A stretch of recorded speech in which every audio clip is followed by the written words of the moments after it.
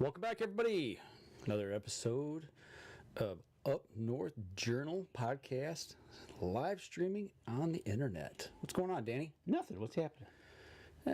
Just getting back in the groove, getting back home, taking it easy, getting ready to shoot leagues tonight. Right.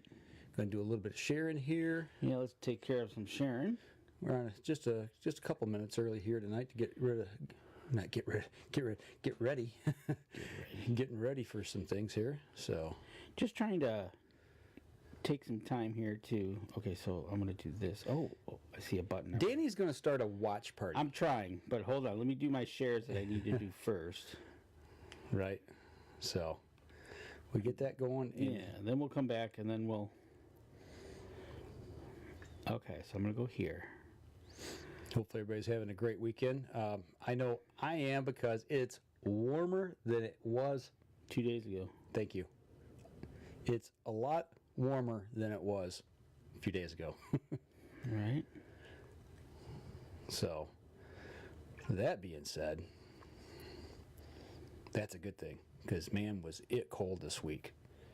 It was so cold. How cold? Right? I got one for you. Hold on, let me.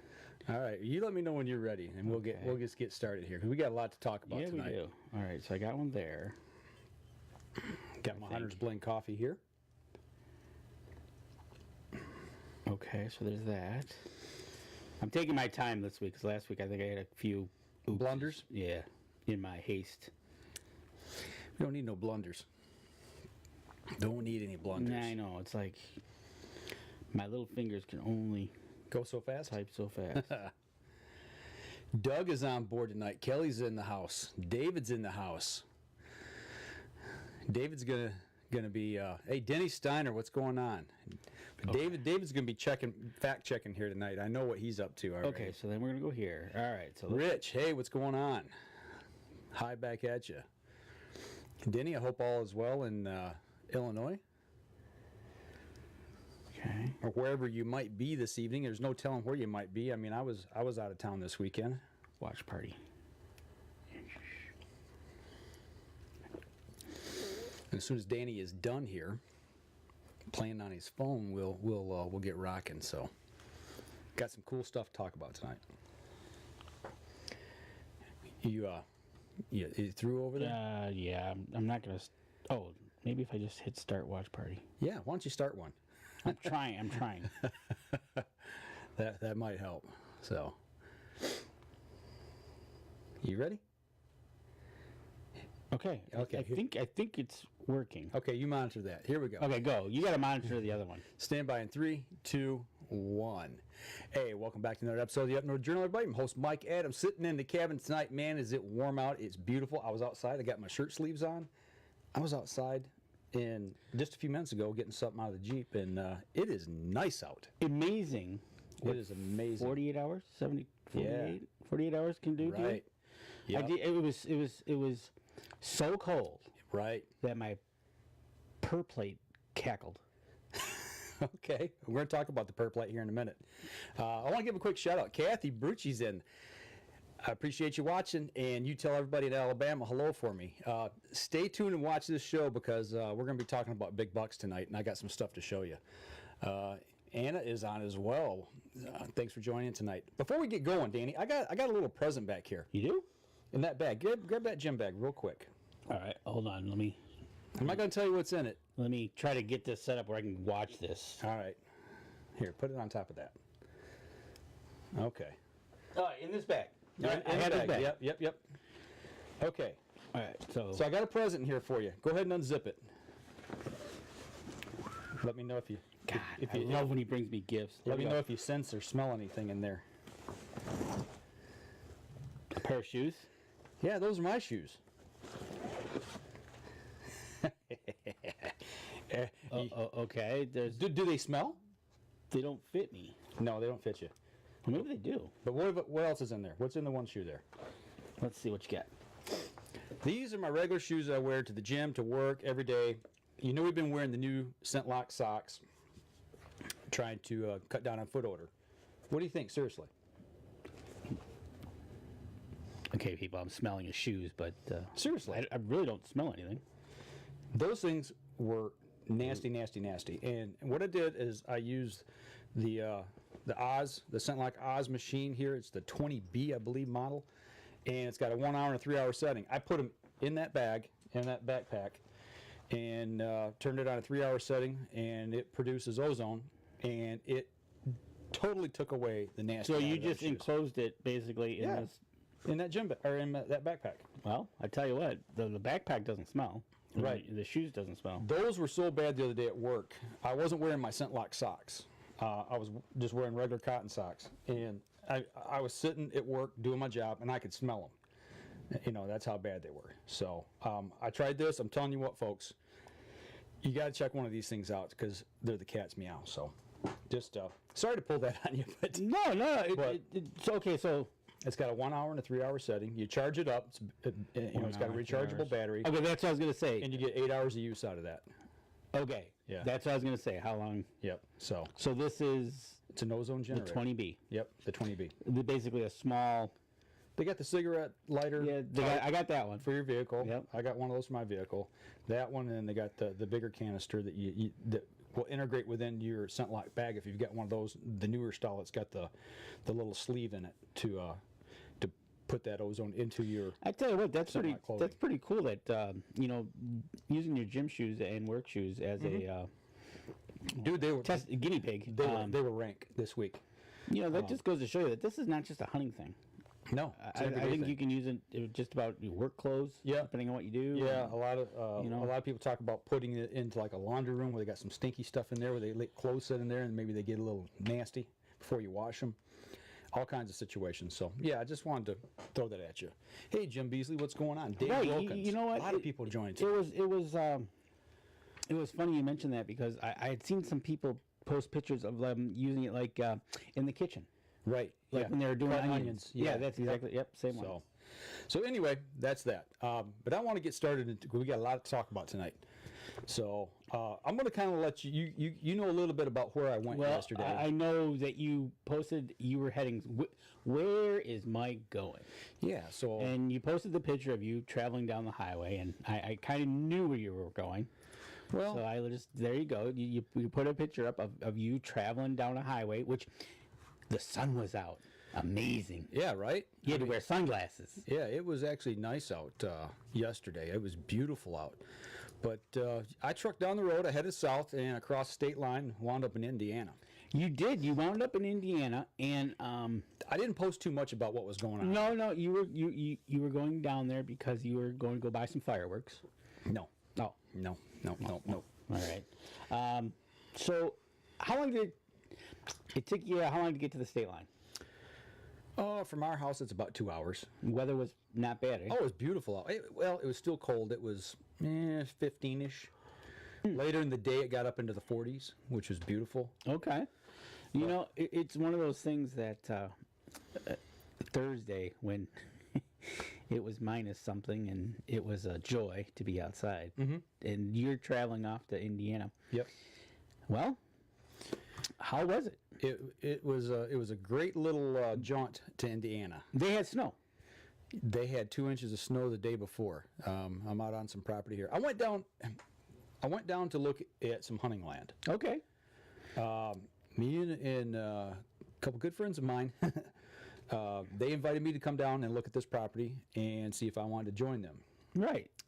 And let's come back here to the regular shot. Kind of set this up a little bit. Before I got down there, I've contemplated some of the things that are going on in Michigan with hunting and some of the things up in our area. Other situations have just really kind of got me down lately as far as hunting goes. I've put a lot of time, a lot of effort into hunting deer, trying to make our area up north better. Trying to lead by example, but things have just seemed to start to deteriorate. In just any way, shape, or form. So, 1 step forward, 3 steps back. yeah, and that goes with deer management in this state. And I've seen so many people that have taken that step and went somewhere else. And I never thought I would do that. And when I crossed the state line yesterday morning, I almost felt like I was cheating on Michigan. You were. But let me tell you, you're not the only one to be doing this. So don't feel like you're the only person crossing the state line. No, but I did. I had some angst in me. I felt a little bit bad. Like, is this really what I want to do? But yesterday was the first step at taking the next step towards better hunting, deer management, all the things that I believe in. Right. Exactly. And the way that I like to hunt. So these are with like-minded people. Okay. So let's start at the top. Mm-hmm. This property is under rules and regulations of something similar to following QDMA. Is everything open to the your abilities to have proper doe management and all that? Is there anything that is starting like myself in the UP? Mm-hmm. I can't shoot no does. So QDMA tells me to, hey, you guys got to shoot some does, but I can't. Now, do you have anything on the table that says you have something tied behind your back? No. Okay, so no. Good. No, this property is going. It currently is set up great. It's going to be set up better, with food plots, with proper buck management and doe management practices. So yeah, it's right in my wheelhouse of what I want to do. And the guys that invited me to this property to join them, there'd be 4 of us total, and it's all like-minded in management, habitat, style of hunting, the whole 9 yards. Okay, so with that being said, are we looking at okay, let's start off with, what do you think about the land in general holding potential deer for harvest? There's already deer there for harvest. This is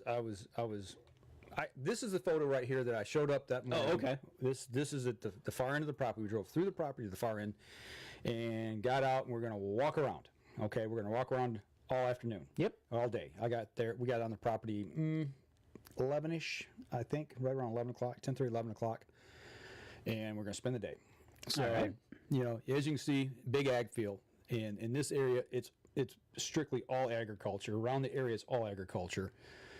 This property is roughly 150, 200 acres of woods and probably 400-ish of agriculture. Okay, and this is Of true the property owner. And this is true agriculture to the point where these are Cornfields. working fields. Yep, this is corn this year. Next year, it will be soybeans. Okay, so it's one of those things that I guess up in my area they call us an agriculture area, but I can't find a farm within I don't know how many miles. Right. Well, and that's part of the problem where I hunt here in Michigan. There's no ag for 10, 15 miles. Right, and here you've got ags connected to your woods. Right. So you can see this is all fresh snow. You can see where we drove in, and you can already start to see that there's tracks here in the snow. But I've took quite a few pictures of just getting around on the property. So you drove in the property and went all the way to the other end of the property. Yep. Your first impressional thought in your mind was? God, there's a lot of corn. Okay.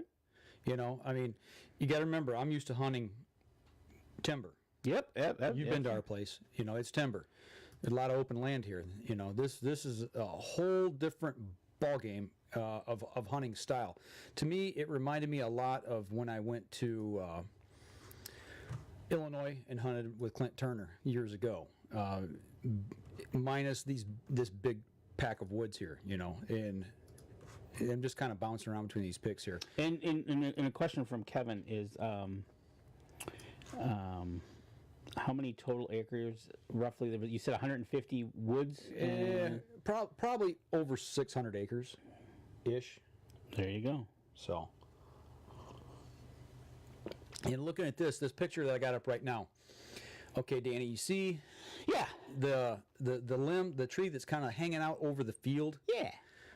Do you see the 2 little dots on the far side over there? Way over there? Yeah, that's 2 bucks. Okay. That's the first 2 deer we saw. All right, so the deer were up and moving. Yeah, this was later in the day, though. We didn't see anything up until about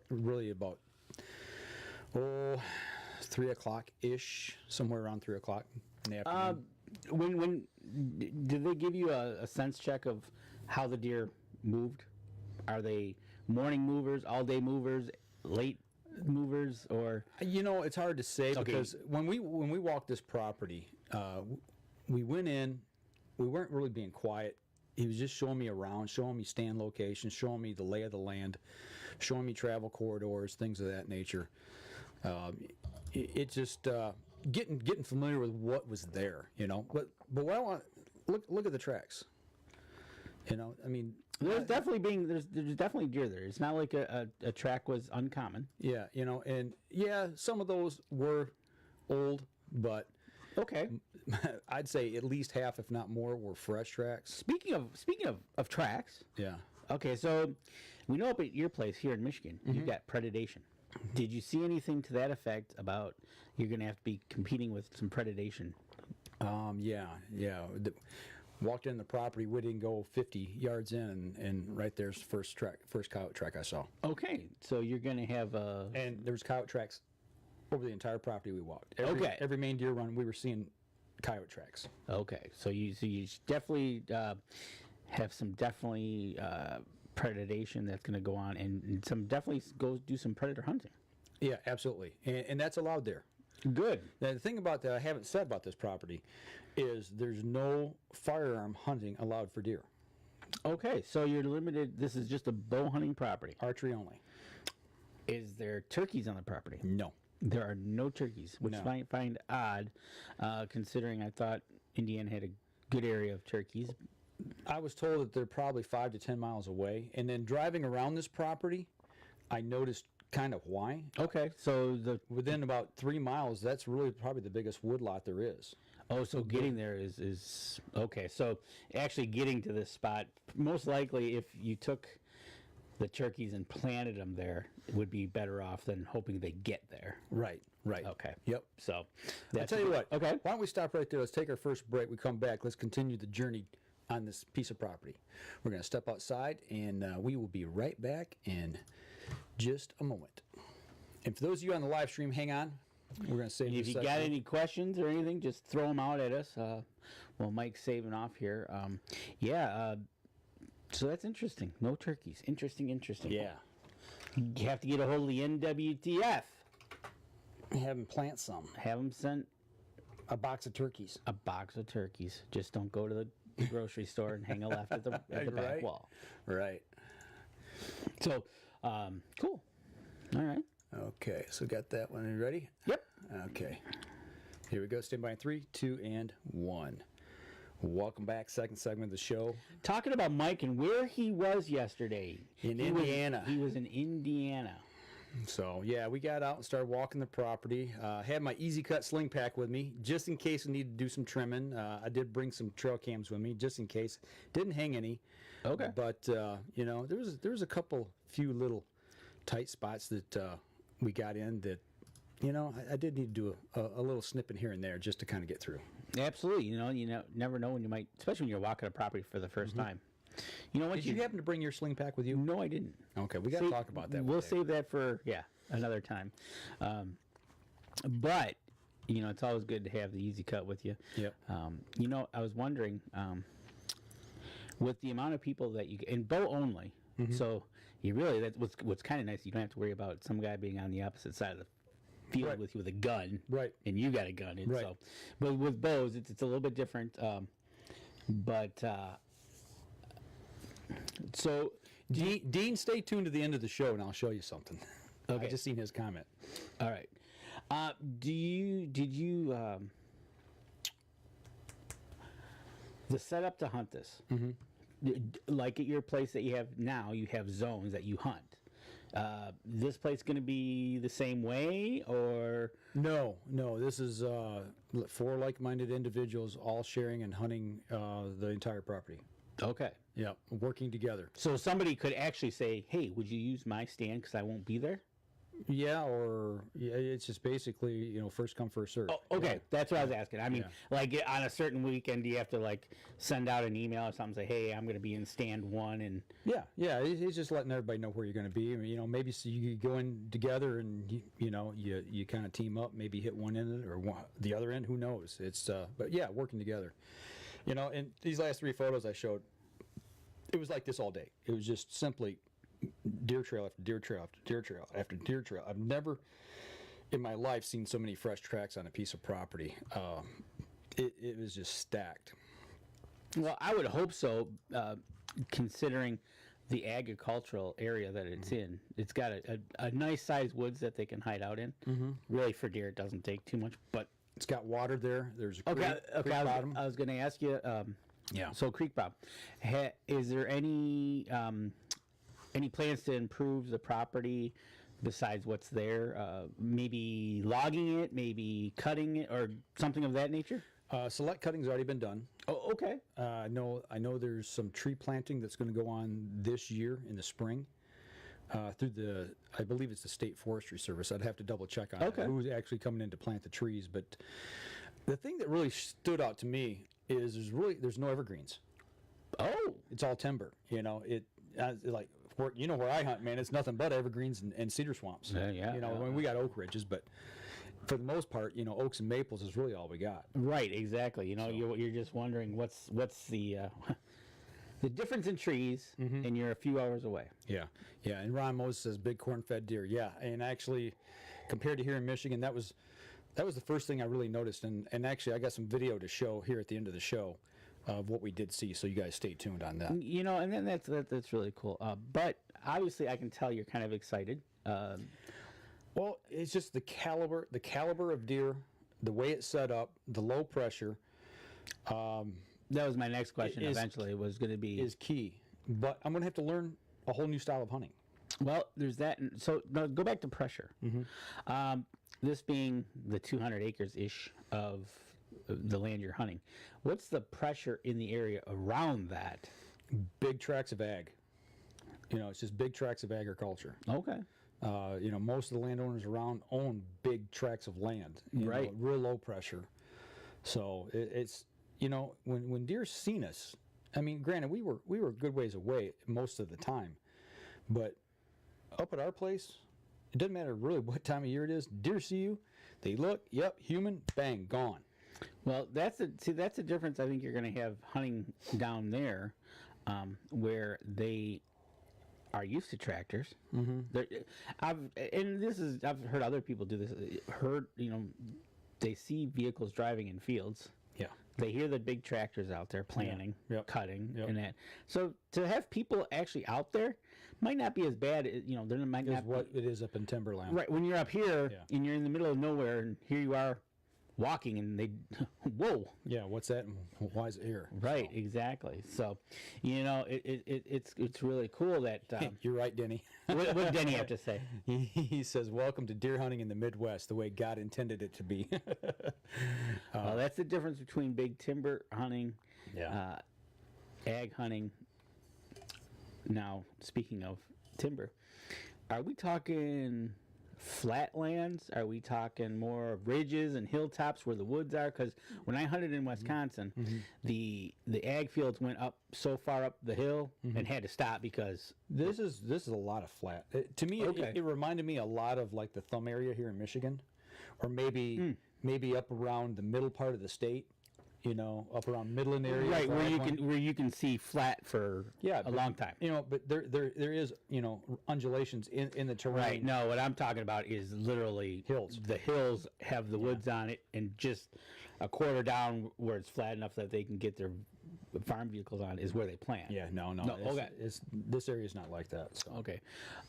Cool. That's awesome. And they're basically getting just a little bit softer weather than we do. They get their parts of storms.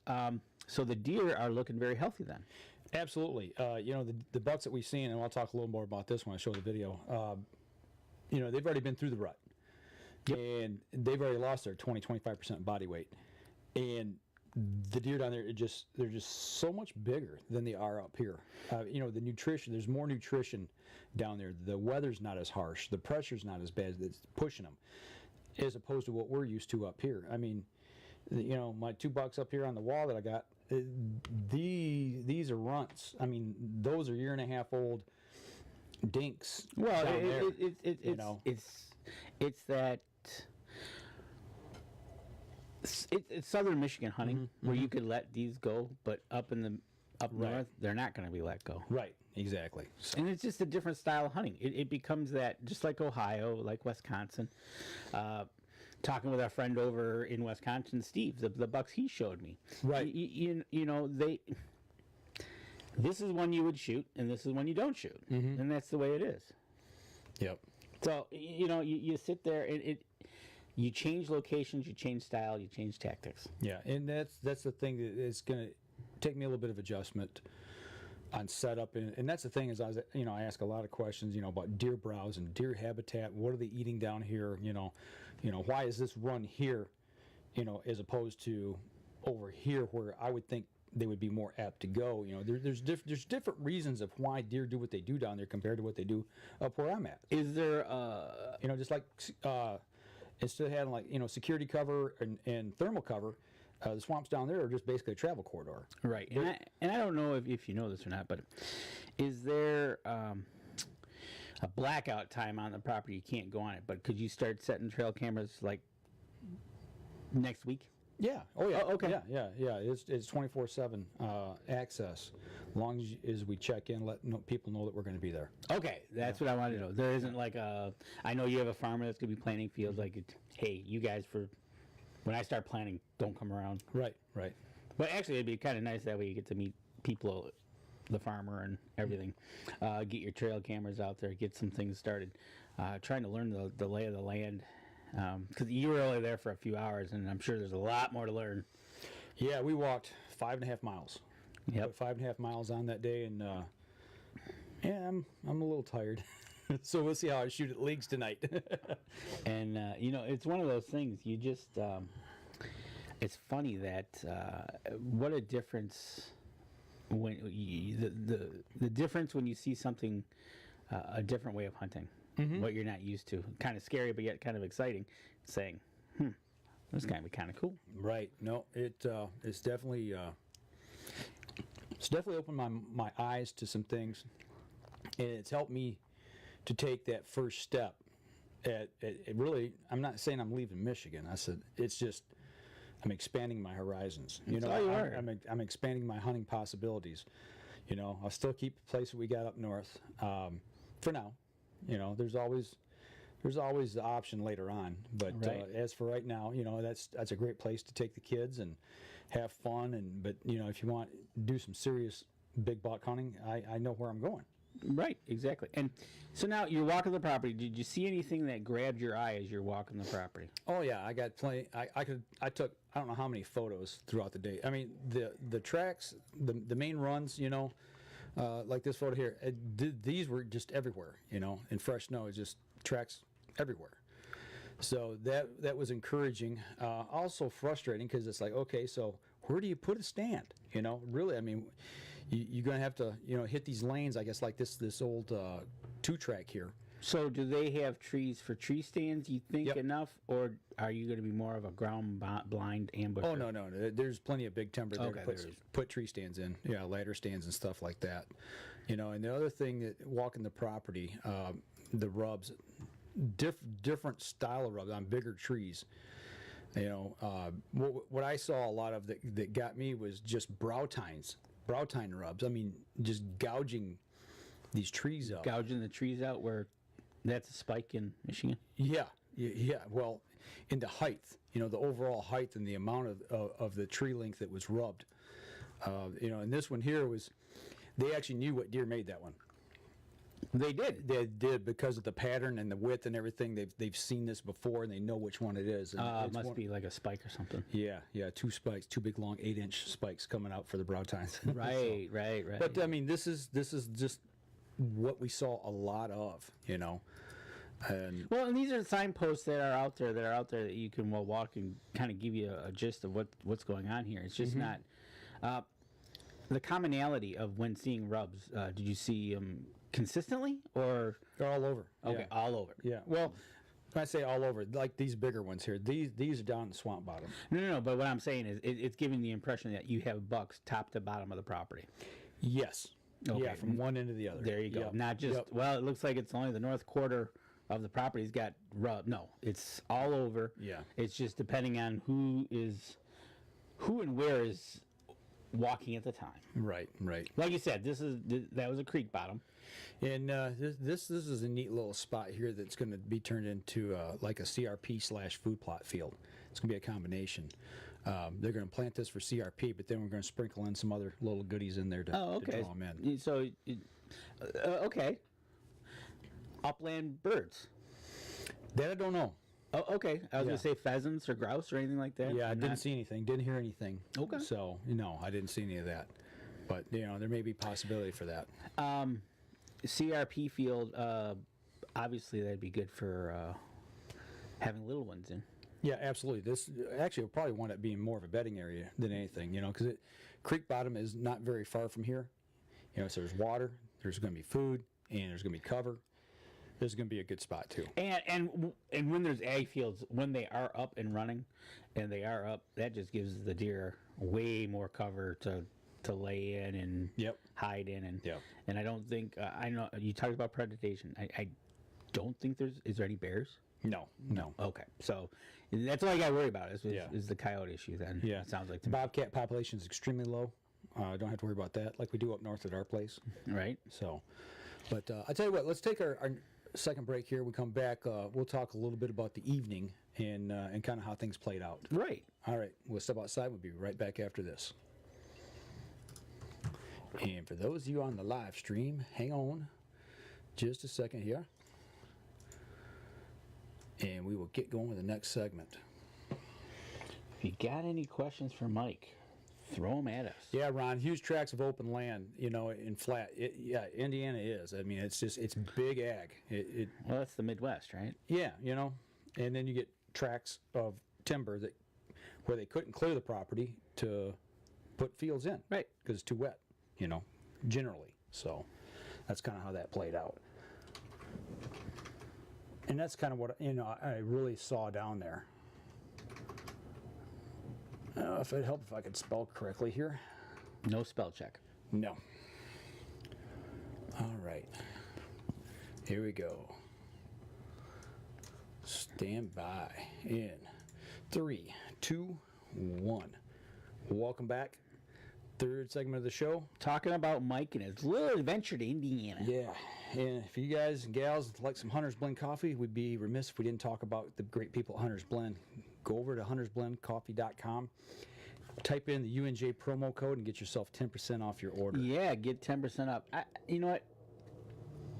People, if you like smooth coffee, they've got the regular blend, and then they've got Black powder, which is their dark roast. Both smooth. I mean, it's like a smooth, doesn't want to bite you. Dean Elliott, can I come with you? Unfortunately, no. And that's the one thing about this is it's going to be limited to 4 people, and we can bring our kids. That's kind of the way it rolls. So we talked about topography. Mm-hmm. Talked about that you've seen some deer. What else grabbed your eye when you were roaming around this area? Something I don't have a picture of. Okay. I do have, but I didn't load it in here. Was I think they called it honeysuckle thorn, or hawthorn, hawthorn and black locust has thorns, and these trees have got thorns. Spikes, yeah. And if you break the branch off, I've seen like on some, like where the branch broke off, and then how it will heal itself. Mm-hmm. It grows a cluster of spikes, and it's just enjoyable. It looks nasty. It really looks nasty. And something you don't want to walk into. No, especially at night. No. Or I should say in the dark, going into your stand or coming out. So well, that's what I'm thinking. You talk about a creek bed and stuff like that. One of the things I think, okay, getting into your stand. Does it look like you're going to have to be crossing the fields? Are you going to be... That's something I was talking extensively about yesterday throughout the day, of different scenarios and different ways to get in, because there was a couple areas that that was discussed about. Okay, it might be a little difficult to get into this spot, and I'm thinking, okay, well, we got a creek, we got water we can access, and I'm always thinking outside the box, trying to figure out access points. So there's a couple different ways and a couple things I'm thinking about how to transverse across the property and get into a stand, depending on wind condition, and that's going to be a limiting factor. Okay. That's one thing. You can't change the topography. You can't change the access points. You're limited to what you have on the property. So let me ask you, just one area to park in and then walk from there, or... There's a couple areas to park in. Yeah. Multiple areas to park in. Three spots to park. Okay, that's kind of what I was getting at. How do you access the land? All right.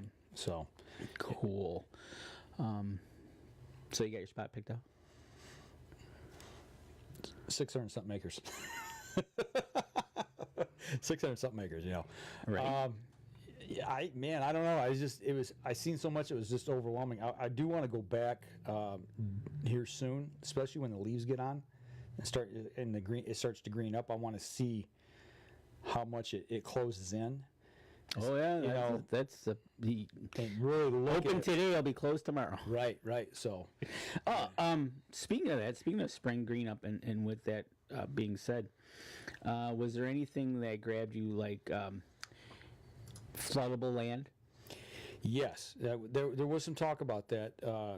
The soil is so fertile down there. I mean, it's down them bottoms. It's black soil. Okay. Good rich soil. Pretty much anything's going to grow there.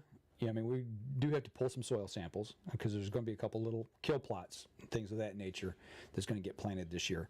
But if it floods, like you remember years ago down there in Indiana when the Wabash River flooded? Yes. And it took like 3 or 4 months. I mean, it was up to the bottom of the freeway, the bridge, and that's a ravine. Right. So when they get floods down there, they get floods. And this area is no different than anywhere else down there. You get a planting in there. The only thing we really got to worry about is getting it washed out. Okay.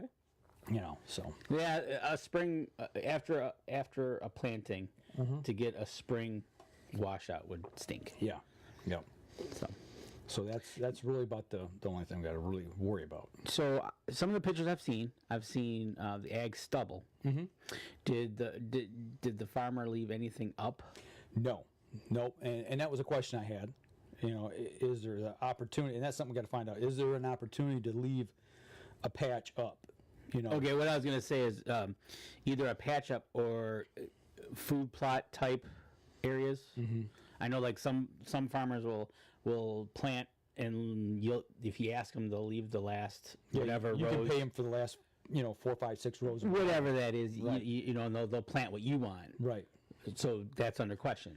Yeah, that I don't know yet. That's one of the things I got to find out. Okay, well, you know what? You've been there all for a couple hours, so I'm sure you got a bunch we were of there. I was there all day yesterday. Right. Well, but not enough time to answer all your questions. No. You're going to have questions from now until. There was questions about, okay, so you're in the middle of nowhere. Where do you stay? I mean, I can sleep in the back of my Jeep if I have to. It's not a big deal. It's big enough I can let the back seat down, put a bedroll in there, and I can make it fine. Or throw a tent out, in the parking area. So right. Or is there a big enough town around that has a hotel? That I don't know. Okay, that you don't know. See, yeah, I haven't checked into that part. You might find a little cozy little mom and pop place that charges cheap. Yeah, so that's something got to look into. All those types of things, because out in the parking areas there's no electricity. Well, there's no electricity, and if you need there's no water. Well, 2 things. Mm-hmm. If you need to get back and dry out your clothes because maybe it rained, right? Or maybe you need to get back to some electricity because you need to maybe recharge something, right? A phone, right? Kind of hard to recharge a phone when working off your car battery is okay. Yeah, I mean, there's ways to make it work. It's just figuring those logistics out, and that's something to work through. I've got plenty of time between now and October 1st, and that's the thing is their season runs from October 1st all the way to I believe January 9th. So okay, yeah, a little different than Michigan. the gun season in the area down there. Do you still bow hunt? You can bow hunt, but you got to wear orange. Right, just right. like Michigan. Just like Michigan. But okay, Yep. I didn't know if maybe they shut it down for that, just to almost like leave it as a preserve to let all the deer come in and. No, we haven't discussed that at all. Cool. So. That's awesome. I know it just there's so many questions. But we got out and we walked the property, that afternoon, and I want to go back see if I can find this picture again, right here. We walked out into this little opening here, and like I said, there's the two bucks way over there. I mean, I can see them because I know what I'm looking at. Depends on if you're looking at it on your phone, you probably won't see them. But I kind of stepped out, had my binoculars. I mean, I'm checking them out. I'm like, oh, okay, that's two nice bucks, and I equate them to what we have here in Michigan, what I normally see. I'm thinking that those were 110, 120 inch deer. Well, the class of bucks. The other thing about this property is the target bucks are 150 to 200 and above, and they if you see a 200, I guess I'd probably crap my pants. Yeah. But I'm saying anything above 150 inches. I mean, that's the target. That's the minimum. So it's definitely growing for bigger bucks, bigger deer, and buck to doe ratio. Trying to get those dynamics all together. Did they take a good amount of does off the property last year? That I don't know. Oh, that I don't know.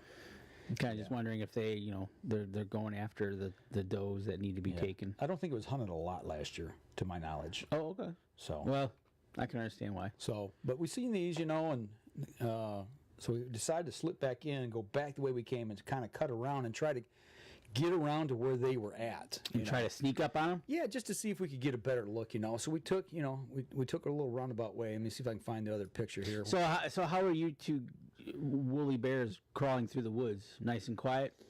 At this point, yeah, we're trying to, be sneaky foot. And then we come out at this little opening here at this side of this field. And to the left there, up there at the point where just as far as where you can see where the trees end, and we walked maybe halfway up this field edge, nice and quiet, what we thought was quiet. And all of a sudden, boink, out squirts a deer. And out squirts another one, and another one, and another one. And, and they're bucks. And I'm like, oh, crap, At this point, I'm fumbling for my phone. Oh, okay. And as, whoops, sorry there. Let me go back to that picture. Getting excited talking about it again here. But we get halfway, they start squirting out. So I'm reaching back, and I get my phone out, and I'm trying to get it so I can shoot some video, right? Because I left my video camera, in the vehicle.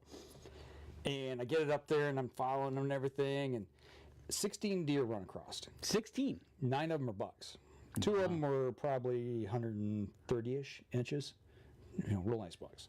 So, for what I'm used to seeing. Right, no doubt about it. And they go by, and I go, I forgot to hit the record button. Oh. So got all excited, got jacked up like a dude on Mountain Dew, and got excited and forgot to hit the record button. But that's the way it goes. It is, and that's one of the things you see. You just, like you said, it's a new type of hunting you're going to be encountering. Well, at this point, it's 3:30 in the afternoon, and it's like, I'm getting a little hungry. Let's go to town. Let's get something to eat. Kind of regroup and figure out what we're going to do. And at that point, we went and got something to eat, a little diner, and just kind of decompressed and relaxed and kicked back. So took about everything what you saw and had some questions. Asked some more questions. Right. So I tell you what, let's save the rest of this for the last segment of the show, because this is the part where I get really jacked up. Okay. So we're going to step outside. We're going to take our next break. When we come back, we'll wrap up the show, and I'll show you a little video here. So we'll be right back after this. All right, for those of you on the live stream, hang on just a few seconds here. But yeah, I mean, I completely forgot to hit the record button. It's one of them things that you get jacked up, When you're used to seeing, 90 to 100 inch deer on a consistent basis, year after year after year after year, and, occasionally you see a 110, 120 up here where we hunt, and you're like, that's a big buck. And then you start seeing Well, them here it's- on a regular basis. It gets you all giddy. Like I said, it's the thing that it's the different style of hunting. If we were hunting down here in the south and we had the same type of setup, Yeah, we'd be doing the same thing. right. But where we're located and where you're located, It just doesn't happen. it needs some work to make it happen. Yeah, and that's the thing. It can be done. Two things that our area is lacking: age and nutrition. And those are the two things that you can control: is age and nutrition. You can't control genetics. Right. Mother Nature does what Mother Nature wants to do. Exactly. But we already know that you have the genetics. Correct. So lay off the young bucks, let them get older, provide some nutrition for them, and get your deer herd numbers down so you don't overbrowse everything. And you tried just planting something, and they mowed it. Mowed it right down to the dirt. Yeah. Okay, here we go. Stand by in 3, 2, and 1. Welcome back. Last segment of the show. Talking about hunting a new piece of property. Or There you looking go. at a new piece of property. And it's one of those things that, and here in Michigan, with the CWD influx of let's kill everything, and we'll save this till next week or another time when the articles that we saw came out this week about CWD in urine and the bacteria. Yeah, cause of CWD. The cause of the possible. If you guys want what we're talking about on that, go to our Facebook page. We've got shared links them, on, and it's just an interesting read. It's something that make you go hum. Yep, things that make you go But what it's doing is and this is not Mike, but it's almost getting to the point where they're pushing. Yeah. Either they're pushing you to shoot everything, Yeah. pushing you to stop, or pushing you to leave. Right. Yeah. And that's kind of where I'm at. And I'd be interested to talk to Lincoln, who's over in Newaygo, about I don't know if they got final numbers for his area, but just to say, hey, did you hear more shooting around? Just ask him some simple Right. questions that, because he goes to Saskatchewan. Yeah, that word. To hunt. So, but anyways, we'll talk about that at a later date because Yeah. you got a video. Yeah. So, kind of backing up just a little bit here. We got done eating dinner or lunch, whatever, late lunch, early dinner, and it's like, I got to ask, do you want to go back to the property and see if there's any deer feeding? Well, you came all this way. Why would you just say no? I've got time. Yeah. Let me get, let's get the camera ready. Let's go and let's see what we can see, So, we kind of pull up and start looking and just getting onto the property. And, that's just a quick little pick out the window. And, there's some deer there. You see a good amount of deer. And the thing that really intrigued me, what we saw this night, was the fact the bucks all still were fully antlered. They hadn't dropped their antlers yet. Well, those that you've seen have, and it looks like I think Josh posted some pictures that they're starting to. Yeah, right. So now we're into February, so it's getting to be about that time they should be starting to go somewhere. Yeah. So, all right. Well, he's already chimed in here on the comment section. David did so. Cat's out of the bag. Yeah, I'm working with David. So, he's already talking about it. So, I can mention who I'm working with, I guess. I just don't like to give out a ton of stuff unless I've given permission to. So we'll say that. Hey, Nick, thanks for joining in. But so as we drive up on the property, we can see some deer in the field, and we'll pull up next to one of the big barns, and I sneak around the corner and use the barn for a kind of a blind to hide. Oh, okay. So I can shoot the video. Now, Danny hasn't seen any of this video. Danny, I want your impression of what's going on here. This is the first group on the property that we saw. Right. And I kind of label these as we go through. This video is about 8 minutes, but I'm like, okay, we got a buck out there. Starting to see some deer, and I'm zoomed in just about as far as I can without digital enhancement. So this is off your phone, or is this? No, off your, this is off my camera. All right. And yeah, that's a pretty good deer. A little bit. Actually, you got two nice deers. One's a younger one. Yep. You know, and the brow tine on that one there, I mean, it's a little bit high up on that left side, but notice the thickness of it, you know, and the thickness of the main beams. It's he's kind of controlling that field. yeah. So, you know, and I'm like, I'm getting jacked up again, you know, watching him mill around. So I don't know if you know this. Out of that group, I seen 2 bucks. Was there any more other bucks in there, or? Oh yeah, there's about 8 or 9. Oh, okay, all right. Yeah, and like I said, there's 3 distinct big groups of deer that we actually videotaped here, and I kind of took kind of tried to pare it down to where we can actually watch it while we're talking about it. But you know, and notice the size of the does as well, and there's a one photo later on, or piece of video later on, that my daughter saw, and she goes, "Oh, look at that little doe." And I go, "No, that's not a doe, that's a fawn."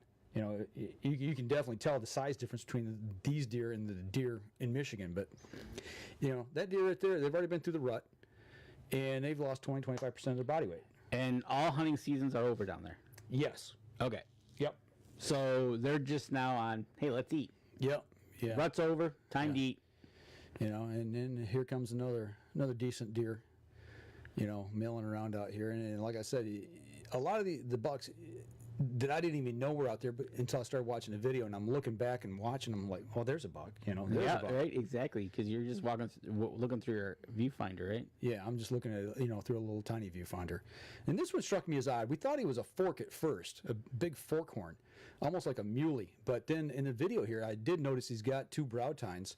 But then that left side almost looks like it's a single main beam. There's no other point on it. Are you're standing next to the barn? Yes. Okay, so that's what he's picking up. Maybe you guys just peeking around. Yeah, maybe. These deer are probably 400 yards away, 500 yards away. They're pretty good distance off. Yeah, okay.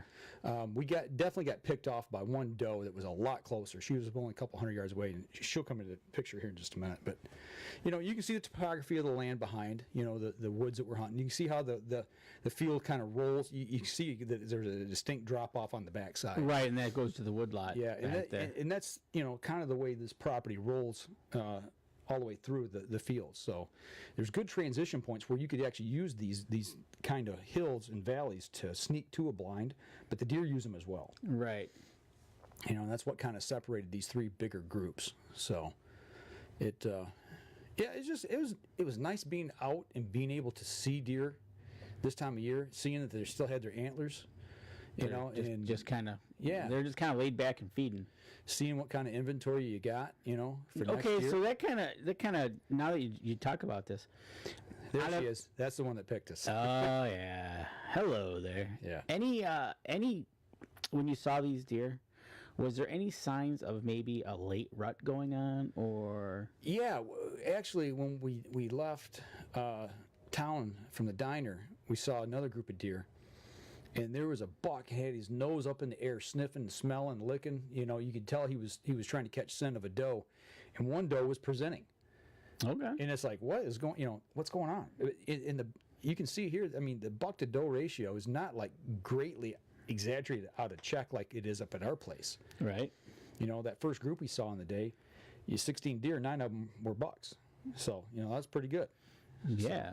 So we pulled on into the middle of the property, and this is the next set of deer. Now, I did do a digital enhancement of this when I was shooting it, just because these deer were probably a good 600 yards away or more. I mean, they were out there a good poke.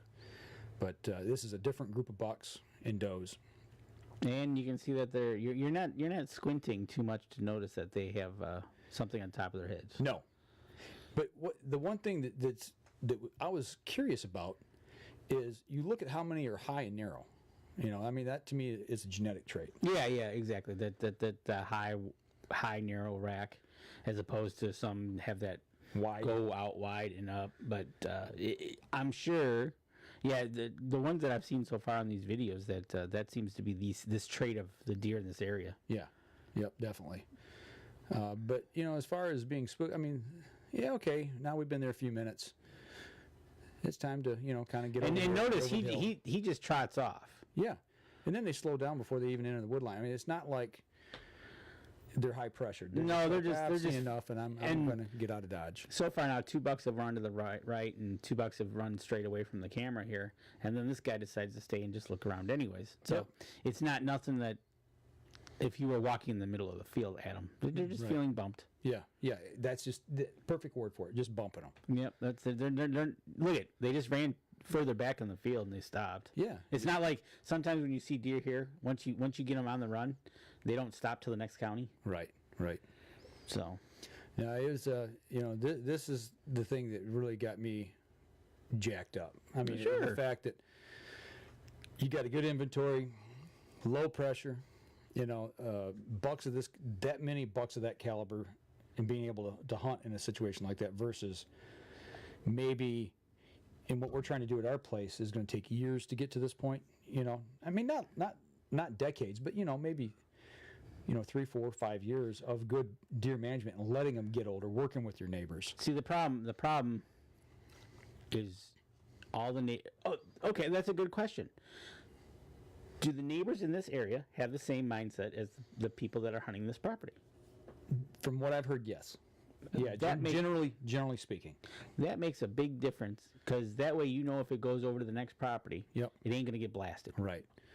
And then we went to the other end, and here we are at the far end, and you can tell the light's dropping pretty quick. Yeah, I was gonna say the light looks like it's dropping pretty good on you here, and they're just out meandering. They're just doing their nighttime feeding.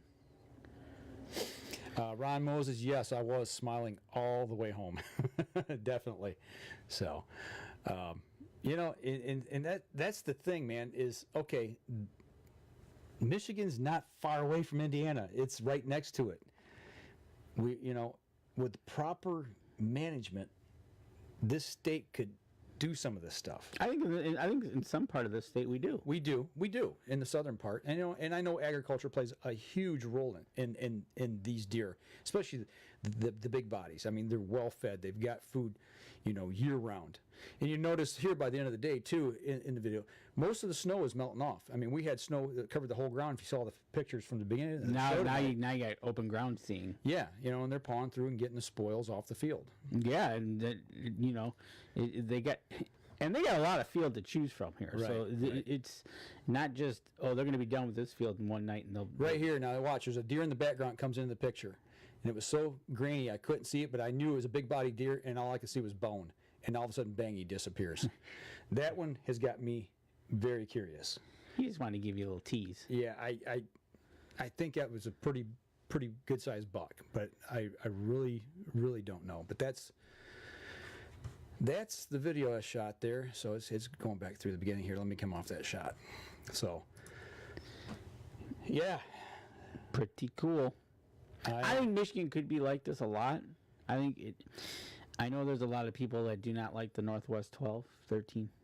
There's a lot of people that complain about it. You're hunting for big racks. You're hunting for whatever. what's the that mindset I don't understand.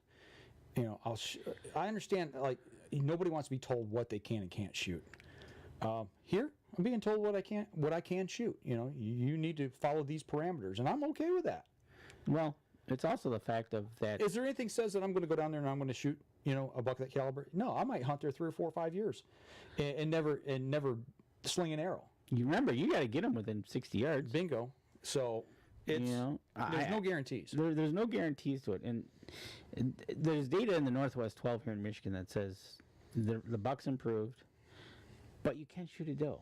Absolutely. What's wrong with shooting a doe? Everybody complains you can't eat the horns, Right. so go shoot a doe. Exactly. And the state land in those areas are improving as well. Absolutely. It's a whole area being improved. Absolutely.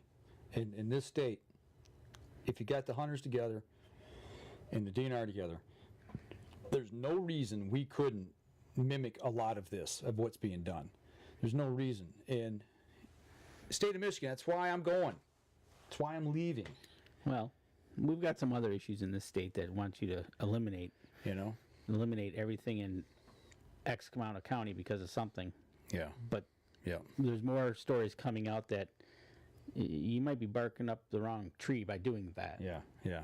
Yeah. or getting rid of that because, well, really, that doesn't cause it. Yeah, and you got kids out there. I mean, to get them interested in hunting and getting them out in the field, I really got no problem people shooting their first buck being a small buck, And with the rules the way they are right now, I don't have a problem with people doing that. But with all the arguing and infighting that's going on, there's ways of managing our deer herd, making it healthier. Number one, and getting more people involved in hunting, and that's the big thing right now. Let's get these kids involved. And what better way to do it? You should see my daughter when she saw that video. She was like just jacked. Right, exactly. She's like, okay, I'm gonna start practicing shooting my bow starting in the spring. Right, exactly. As soon as the snow goes. It's just education. Yeah. So there's nothing wrong with letting shoot. I think the state has to help it and not scare it. Yeah, exactly. I'm having a really hard time with the state getting to a point they're starting to scare people. Yeah, and we'll dive a little more into that here in the upcoming weeks. Like I said, there's a couple articles out there that we posted or we shared this week. They're not ours, but the things that there's some new research going into this. It's taking a look at a different avenue. And the one about the urine was by a Colorado scientist, yeah, which they've used in the past. His work, for some of the stuff. Yep. So, it's just some things to look at, and I don't think we ought to leave any stone unturned. You need to look at all possibilities because somebody might pick up on something, and it might lead us down a different road to the truth. Instead of guessing and guessing and guessing and beating our head against a wall. I'm always open to people doing some different studies or looking at things a different way and coming up with solutions. Yeah, and then there's that other article we saw in Wisconsin that now that they're saying crossbow hunters are shooting too many deer. I'll leave that alone. Denny Steiner says, if you hunt that area for 4 or 5 years and don't fling an arrow, I don't know you. That's good, Denny. Oh, I promise you, I'm going to do everything in my power to fling an arrow. Right. Yeah. So, speaking of, we got to wrap up the show because it's 5 o'clock and we got to be at the range in an hour. So, we're going to go ahead and wrap up the podcast portion here real quick. And for those of you who are still on, if you got a quick question too, we'll entertain those. But for those of you on the podcast, sorry you didn't get to see the video. You got to come back and look at the live stream, and you'll be posting that. I'll post it on Wednesday on the website. So make sure you tune in and take a look at the last segment. Watch the whole thing actually, but you get to see it there. So that'll do it for us this week on the Up North Journal podcast, folks. Y'all take care. So anybody on the live stream, you got Jason Pfister. You tuned in a little late tonight. We're getting ready to wrap up, my friend. We're missing somebody. Who are we missing? Mr. Howard. Mr. Howard. I think he's shooting tonight. He's either shooting or he forgot again. Dean, I was waiting, Dean, before you would say something. I figured you'd be chiming in. Yeah, and Dean was with us last week, week before last. When we have Dean Elliott on? Was that last week? That was last week, wasn't it? Yeah, go over and check out his product, Scent Relief. I hope he had a good show. He was down at a show. I saw him set up, and I hope he had a good show. Yeah, show season. This weekend started Harrisburg. Am I right? Yes, this is the first weekend of Harrisburg. Next week will be the second week of Harrisburg. Yeah, it wraps up, I believe, next Sunday. So, yes. Yeah, that's a big show. That's a big show. It's a long grind show. Absolutely. So, but anybody got any questions? Missed the show was outside shooting. Yeah. Well, at least you're outside shooting. That's good. Oh, well, yeah.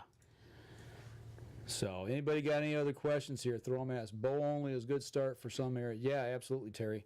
Low pressure. Jason Fisher, 70 meters. That's a long poke, man. I shot 80 meters, and that's a long throw. It's so if you're consistently doing the job at 70, man, that's hats off to you. Right.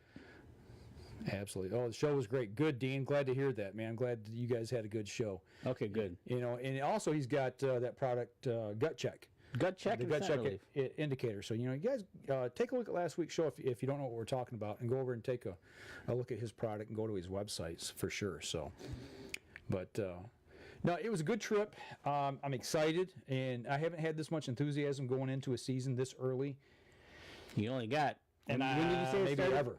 October 1st? October 1st. Okay, yeah. So you still got And I'll still hunt Michigan. I'll buy tags for Michigan, and you know, and I'll talk more about this as the year goes on. You know, this is just. I literally got back last night at 11:30 at night. You know, so I'm still everything's still fresh in my mind, and you know, I read through all the rules and regs yesterday and make sure that there everything. I understood everything before I committed to that. Right. So, how far of a drive for you? It's about the same as the drive I make up north. It's a little further actually than my drive up north. It's not too bad. It's definitely doable in an evening or morning. So, shouldn't be too bad. I don't want to give away too much on it, just because I've just been held to Confidentiality. Confidentiality. Yeah, just kind of been held to that. So I got to respect that. All right. So, Let's go shoot. what big changes are you thinking about for next year? Dan asked. Are you talking about for Michigan or for down there? You know, I mean, down there, the book's wide open. You know, changes here. Stay tuned. We won't know till June 6th or June. Yeah. As far as what the state of Michigan's going to do here, we really don't know what they're going to do. I think that pretty much rules and regs are pretty much stabilized, aren't they, for 3 years? We got to know. I don't know. We'll see in June, because they're gonna have. I know they're gonna have some talk about the counties that are under surveillance. If they had nothing show up, Right. are they gonna continue that issue? I don't know. I think that's a Lincoln Roan. Yeah. And then we're going to have the thumb APR guys. Oh, we should know the results. Yeah. I don't know how long that is going to last. Maybe I'll get a hold of Adam. Maybe he knows, and we'll find out when we can find out the results of that. Oh, yeah, here in Michigan, yeah. You know, as far as our place, I don't know. I'm no longer in control of what goes on at our place. I was kind of leading the charge up there, but you know, that kind of got taken away from me this last year. So I really don't know yet until our meeting, which is in May, of the direction of what we're going to do. Now, I know in the UP, Warda, Morgan. she was up in Escanaba talking to a group of people about co-ops. First co-op in the UP. Yeah. Yep. I want to get with her more about that. And yeah, Terry, your brother says go back and get antlers. You know, and actually we were looking for sheds while we were walking, and obviously they're still carrying the baggage. They're still on their head. So, yeah, they didn't want to give them up yet. But that's something else that I want to look into, is going down and doing some shed hunting and putting some trail cams up, you know, and start really. Allowed to bait? No, but you can supplemental feed. So you can't hunt over bait, but you can supplemental feed outside of season. Oh, okay. And it's got to be out 10 days before you hunt. So, yeah, we're going to put out some protein stuff and try to grow some antlers. So anything basically up until September 20th. Right. Yep. And then Yep. you're done. Yep. So. Interesting. Yeah. So I got to learn a whole new set of laws too. You know, as far Right. as what's allowed and not allowed. So I Right. tell you what, guys, we're going to head to the range right now. So we're going to go shoot. Dean, appreciate the shout out. Shoot well tonight. Going to try to, and we'll see what happens. So. Oh, okay. Yeah. Yeah, David, right on. Absolutely. Yep. Yeah. What David said there. Yeah. Ron's saving right now to expand food plot in Augrey. Good for you, man. Put some food down, give them some food and nutrition. They need it to grow. So that'll do it for us here on this week's podcast and the live stream. Y'all tune in again next week. We're going to go shoot, and hopefully we shoot straight. So y'all take care. We'll see you next week.